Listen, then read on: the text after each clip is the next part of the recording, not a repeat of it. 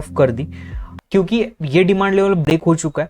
And मुझे एक चीज बताए कि न्यूज बाद में आएगी। अब ऐसा हो सकता है कि 2-3 महीने के बाद आपको कुछ न्यूज सुनने को मिले मार्केट के अंदर, और अगर आप वो न्यूज सुनते हो तो उसके बाद आपको समझेगा कि यस, टेक्निकल एनालिसिस ने पहले ही आपको सिग्नल दे दिया कि आप जो है आउट हो जाओ मार्केट से। आई तो यहाँ होप सो कि message was clear. It was on 15 नवंबर जब मैंने आपके साथ वीडियो शेयर किया था। एंड टेक्निकल बेसिस एंड डाउ थ्योरी के बेसिस मैंने आपसे कहा था कि आने वाले समय में कुछ न्यूज़ आ सकती है। एंड अभी आप सुन सकते हो कि काफ़ी जगहों से आपको सुनने को आ रहा है कि जो HMPV का जो वायरस है वो काफ़ी जगह स्प्रेड हो चुका है।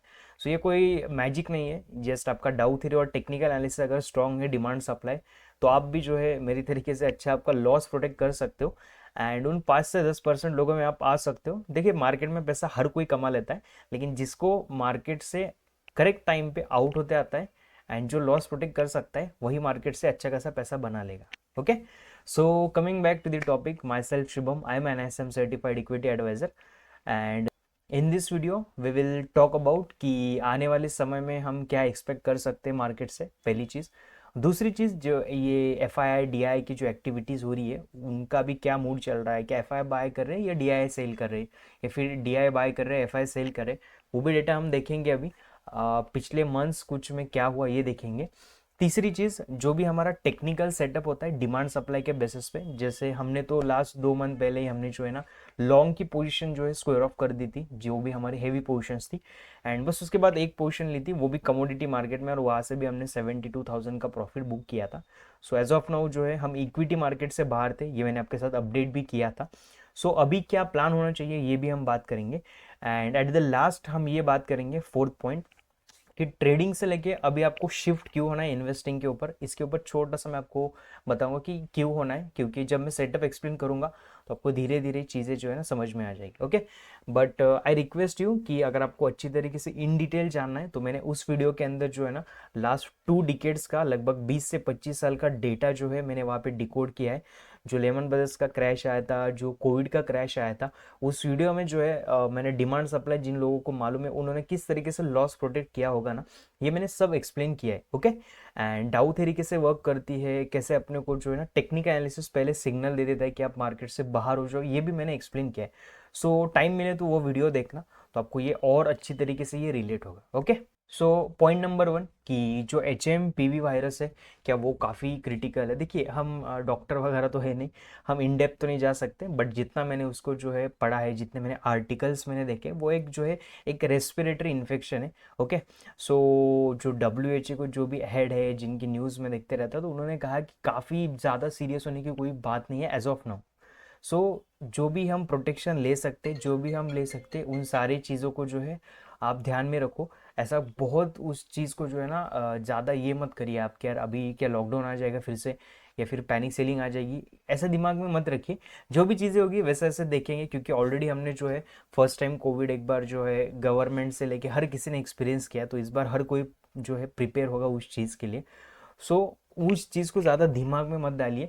एंड क्या उससे आपको पोर्टफोलियो भी बेच देना चाहिए, ऐसा भी कुछ मत कीजिएगा आप। ओके, क्योंकि कई बार ये न्यूज़ आती है उसके बाद मार्केट अगेन ये ऊपर चले जाता है।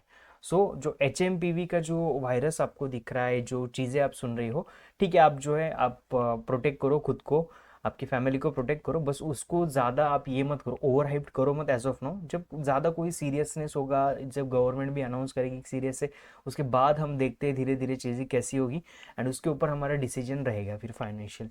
पहली चीज़। दूसरी चीज़ देखिए, अब बस यही नहीं कि बस HMPV का वायरस की वजह से मार्केट गिरेगा। अब आने वाले समय में ऐसा भी कुछ हो सकता है कि आपको जो है ना कुछ जियो पॉलिटिकल टेंशन भी देखने को मिलेगा।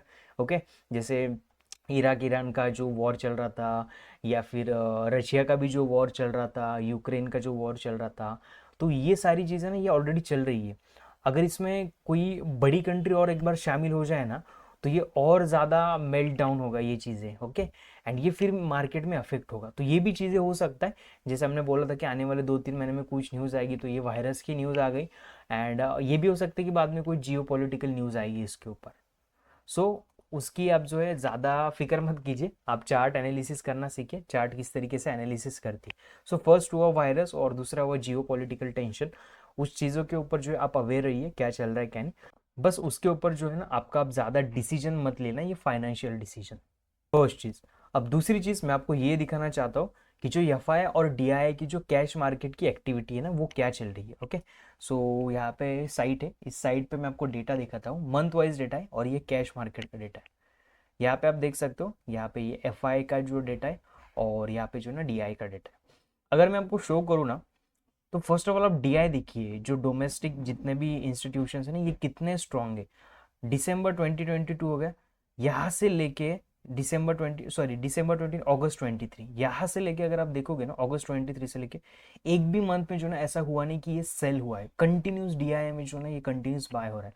उसके पीछे लॉजिक समझिए आप। देखिए इंडिया के अंदर अब एस बढ़ रही है, लोगों में अवेयरनेस बढ़ रहा है। भले ही लोग 500 रुपए की 1000 रुपए की, बट लोग एस कर रहे हैं, लोग स्टॉक मार्केट में आ रहे हैं।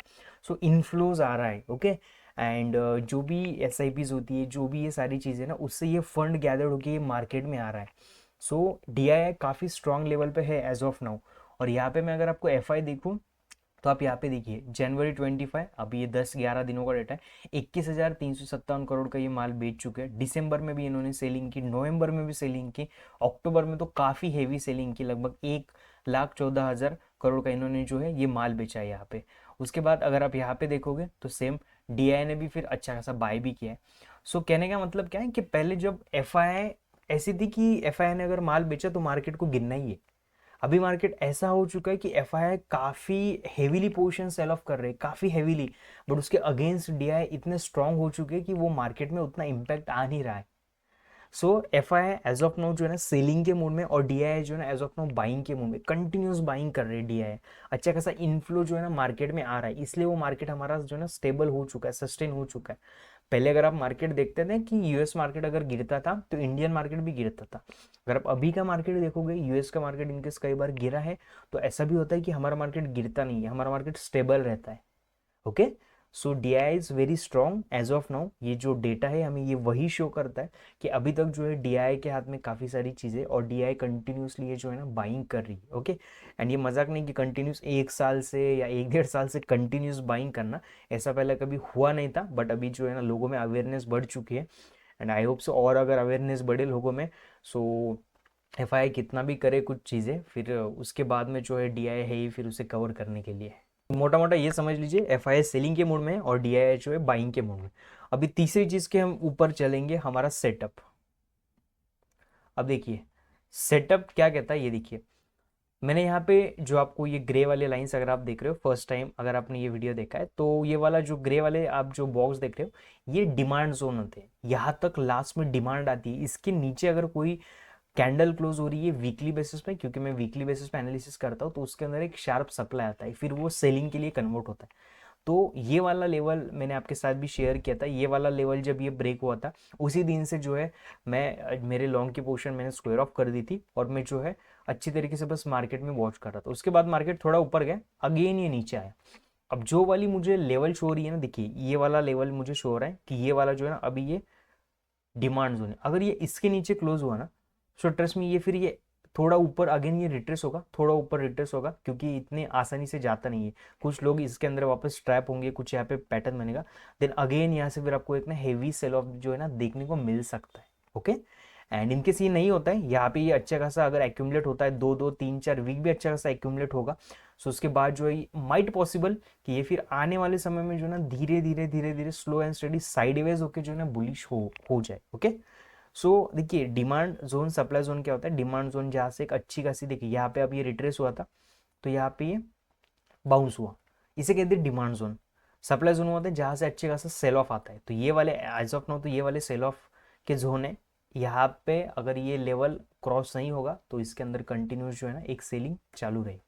सो मेरा प्लान क्या है मैं आपको बता देता हूँ। 2 महीने जब ये ब्रेक हुआ उसके बाद से मैंने जो है इक्विटी मार्केट में पोजीशन मैंने स्क्वायर ऑफ की थी। जस्ट मैंने कमोडिटी की मार्केट में जो है नेचुरल गैस में मुझे पोजीशन दिखी थी, डिमांड सप्लाई के बेस पे मैंने आपके साथ शेयर किया था, वो मैंने एक पोजीशन ली। एज ऑफ नाउ क्या मैं कुछ पोजीशन ले रहा हूँ ट्रेडिंग में? बिल्कुल नहीं, ट्रेडिंग के अंदर मेरी एक भी पोजीशन नहीं, अनलेस एंड अनटिल मुझे अच्छा खासा एक्यूमुलेशन यहाँ पे शो नहीं होगा, अनलेस एंड अनटिल इस वाले लेवल पे मुझे ये शो नहीं होगा कि यस ये स्लो एंड स्टडीली यहाँ पे एक्यूमुलेट हो रहा है। एंड अब यहाँ पे आप देख सकते हो कि ये रेड वाली कैंडल्स है ना, इसका देखिए कितनी बॉडी स्ट्रांग है। और यहाँ पे देखिए अब ये जब ये ग्रीन वाली कैंडल्स है ना, इसमें अच्छे खासे ना वीक्स आपको दिखेंगे इस वाले कैंडल में। अब ये वाले कैंडल में भी आप देखो, ये ग्रीन वाले कैंडल में वीक्स आपको दिखेंगे। So what does it mean कि जो रेड वाले कैंडल से जो सेलिंग है ये काफ़ी हेवी हो रही है, ओके। एंड जो ग्रीन वाली कैंडल से जो हम डीआई की अभी बात करें, तो ये पकड़ के उससे जो है रहे, अभी भी पकड़ रही है, अच्छी खासा स्टेबल है।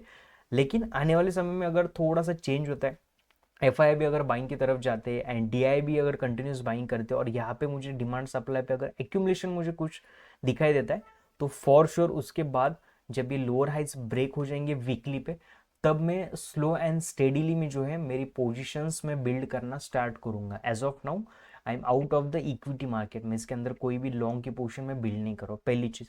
दूसरी चीज़, जब मैं स्टॉक्स फाइंड आउट करता हूँ ना, तो मुझे वीकली के बेसिस पे अच्छे खासे स्टॉक्स मिलते हैं, बट एज ऑफ नाउ मुझे कोई अपॉर्चुनिटी मिल नहीं रही है। सो ये इंडिकेशन होता है जब स्टॉक मार्केट या फिर जितना मैंने स्टडी किया है, जब ये डाउन ट्रेंड में जाना स्टार्ट होता है ना, तो ये इसका इंडिकेशन होता है कि आपको अपॉर्चुनिटीज मिलना बंद हो जाते हैं, ओके। सो उस तरीके, उस चीज़ को अगर मैं ऑब्जर्व करूँ, तो मुझे लगता है कि यस, ये अभी अपॉर्चुनिटी मिल नहीं रही है, तो ये हो सकता है कि थोड़ा टम्बल डाउन होकर थोड़ा सा फिर ये नीचे आ सकता है। सो एज ऑफ नाउ मेरा प्लान ये है कि मैं आउट ऑफ हूँ मार्केट से। आपका प्लान क्या है? देखिए, मैंने टेलीग्राम पे भी मैंने शेयर किया था, है ना, कुछ क्लाइंट्स के बस मैंने पोर्टफोलियो की स्क्रीनशॉट आपके साथ शेयर किए थे कि जस्ट वो वन साइड मार्केट में जब बैठ रहे थे ना, तब उसके बाद उन्हें इस चीज़ का अंदाज़ा भी नहीं था। अब वो पोर्टफोलियो, अब ठीक है, इरिस्पेक्टिव ऑफ अमाउंट मैंने वहाँ पे भी डाला था, किसी का पोर्टफोलियो 10 लाख का था, किसी का 50 लाख का था, किसी का 60 लाख का था, हमें उससे कोई मतलब नहीं है। फोकस ऑन परसेंटेज, 10-10%, 12-12%, 15-15%, वो ओवरऑल पोर्टफोलियो जो है ना माइनस में जा चुके थे। And now they are shocked कि अभी अब क्या करें, अभी ये मार्केट तो गिर रहा है ना, उनका कैलकुलेशन बिगड़ चुका है। बट जिन जिनको सर डिमांड सप्लाई मालूम था, उन्होंने अच्छे टाइम पे जो है ना, अच्छे टाइम से एग्जिट कर लिया, एंड अब वो अच्छी अपॉर्चुनिटी का वेट कर रहे हैं।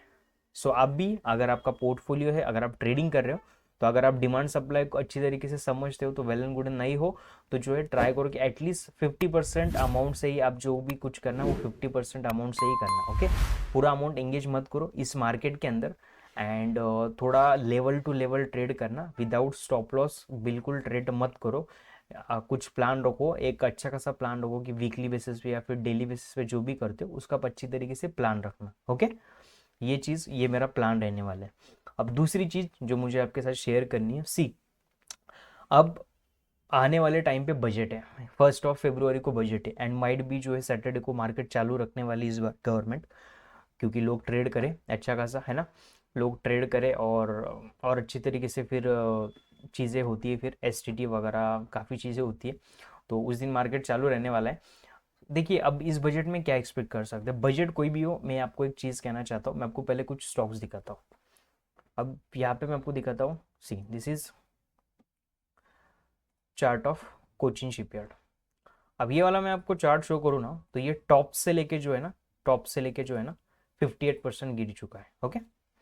उसके बाद मैं आपको और एक चार्ट शो करता हूँ, पारस डिफेंस। ये भी आप चार्ट देखते हो ना, तो ये लगभग जो है ना 45% गिर चुका है।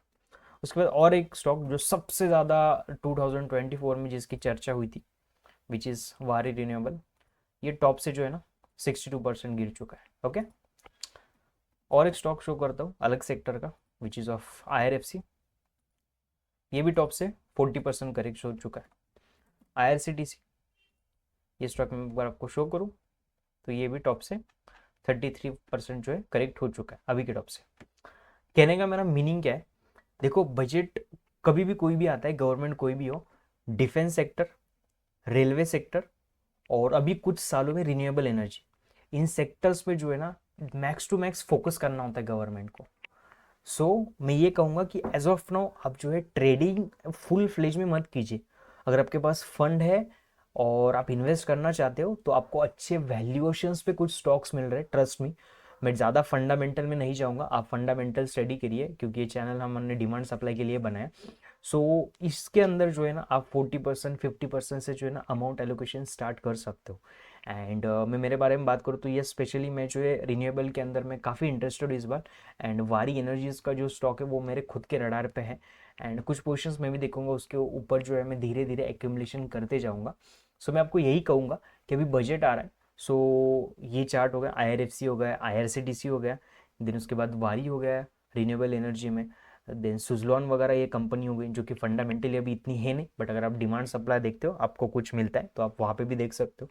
एंड जो कोचिन शिपयार्ड हो गया, पारस डिफेंस, ये भी सारी चीज़ें डिफेंस में आती है, कुछ कुछ स्टॉक्स इसमें से। सो ये रडार पे रखिए, this is not any kind of a buying recommendation. मैं जस्ट आपको कह रहा हूँ कि जो लास्ट कुछ बजट्स हो चुके हैं, सो उसके अंदर जो है कुछ कांस्टेंट मिले, उसके बेसिस पे आपको कह रहा हूँ काफ़ी सारी चीज़ें। बट रेलवे, अगेन रिपीट करता हूँ, railway, defence and renewable energy ये फोकस में रहेगा।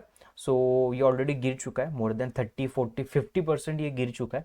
सो ट्राई करो इस लेवल पे आप जो है ना थोड़ा थोड़ा एक्यूमुलेट करो, कंपनीज को स्टडी करो, एंड आने वाले बजट के बाद फिर देखो क्या प्राइस एक्शन फॉर्म हो रहा है, क्या डिमांड सप्लाई फॉर्म हो रहा है, और उसके बेसिस पे आपके आप जो है ना पोजीशन एलोकेट करो। ओके, सो फर्स्टली जो वायरस वगैरह न्यूज़ है उसके बेसिस पे आप डिसीजन मत लेना। सेकेंडली डीआई काफ़ी स्ट्रांग है as compare to FI. Thirdly chart में जो है हमें कोई अभी तक जो है सप्लाई डिमांड ज़्यादा कुछ दिखाई नहीं दे रही है, एंड रेड कैंडल हमें स्ट्रॉन्ग शो हो रही है। Okay, so unless and until आपका डिमांड लेवल, आपका सप्लाई लेवल मार्क नहीं है, ज़्यादा पोजीशन बिल्ड मत करना।